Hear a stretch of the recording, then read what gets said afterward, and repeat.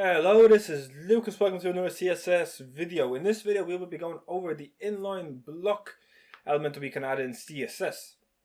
So I have this div created here, and in the middle of the div, we have two spans.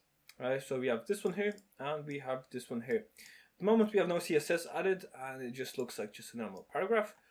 So we can get started to add it. So we can call this class that we have here. So we just span A. So what we can do is we can do a span A. Okay. And now the first thing that I'm going to do is we're just going to add a border, I think. So we're going to do border 1 pixel. It's going to be a solid, and we'll just do I don't know. We'll do green. Sure. We're going to add a background color, and we're going to add this as yellow. Sure. Then after this, what else can we do? We'll add a bit of padding as well. We'll do padding, and we'll just do something like 4 pixels. That's fine. Okay, so at the moment it looks like this that we have around it. So this is one span, then this is the second one.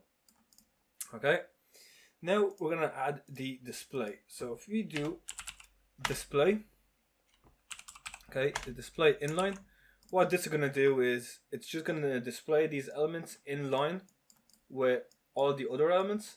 So if we refresh this, you can see nothing happens because by default these are already in line with the other text that we have here. Whenever we do inline, the thing is we cannot specify the width or the height. So if I do like 100 pixels width, and if I do the height at 100 pixels, this doesn't really matter because it's not going to actually do anything.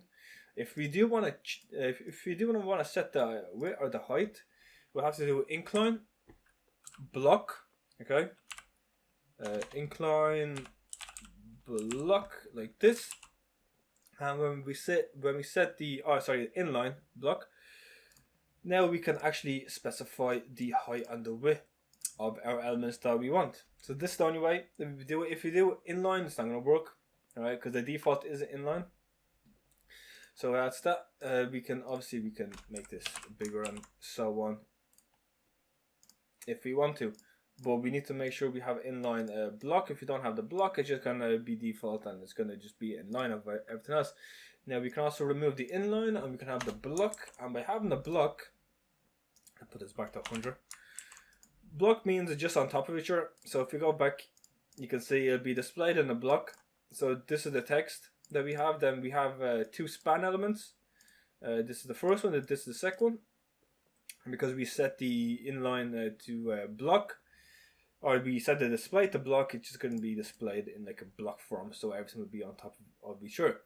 So that's about it for the inline block element. Hope you enjoyed, hope this helped, and I'll see you in the next one. Peace out.